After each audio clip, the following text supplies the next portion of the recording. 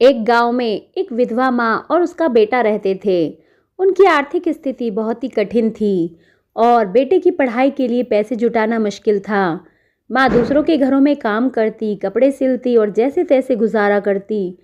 बेटे का सपना था कि वह पढ़ लिख कर बड़ा आदमी बने, लेकिन गरीबी की वजह से कई बार वह अपने सपनों को छोड़ने की सोचता। बेटे का नाम था राहुल। वह पढ़ाई में अच्छा था, लेकिन जब भी वो अपनी माँ को दिन रात मेहनत करते देखता तो उसका मन दुखी हो उठता। कई बार उसने सोचा अपनी माँ से कहे, माँ मुझे पढ़ाई छोड़कर कुछ काम करना चाहिए ताकि आपको इतनी मेहनत ना करनी पड़े।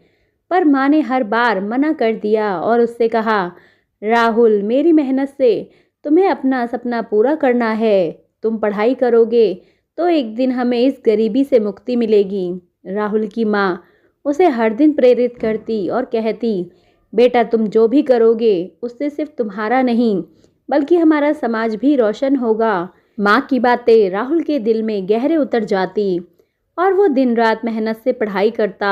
उसने कई बार मुश्किलें देखी, लेकिन हर बार अपनी माँ का चेहरा याद करके वो अपनी हिम्मत जुटा लेता। वक्त बीतता गया। राहुल ने कड़ी मेहनत से पढ़ाई की और एक प्रतिष्ठित इंजीनियरिंग कॉलेज में दाखिला लिया, लेकिन वहाँ की फीस चुकाना उनके लिए एक नई चुनौती थी। माँ ने अपने गहने बेच दिए और बेटे की फीस भरी। राहुल ने अपनी माँ के इस बलिदान को कभी नहीं भुलाने का संकल्प किया और पढ़ाई में और भी मेहनत की। राहुल ने अपनी पढ़ाई पूरी कर ली और एक बड़ी कंपनी में नौकरी पा ली। उसकी पहली सैलरी आने पर वो अपनी माँ के पास आया। माँ ने जब बेटे को कामयाब होते देखा तो उसकी आंखें भर आई। राहुल ने माँ से कहा, माँ ये सब आपकी मेहनत का फल है। आपने मेरे लिए जो त्याग किया है उसे मैं कभी नहीं भूल सकता। आज आपके आशीर्वाद से मैं अपने पैरों पर खड़ा हूँ। उस दिन से राहुल ने अपनी माँ को कभी भी मेहनत करने नहीं दिया।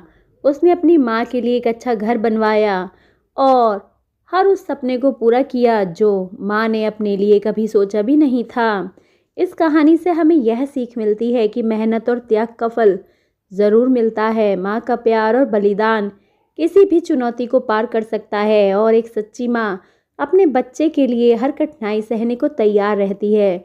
दोस्तों कहानी अच्छी लगी हो तो प्लीज़ एक लाइक कर दीजिए और चैनल को सब्सक्राइब कर लीजिए। धन्यवाद। मिलते हैं अगली कहानी में।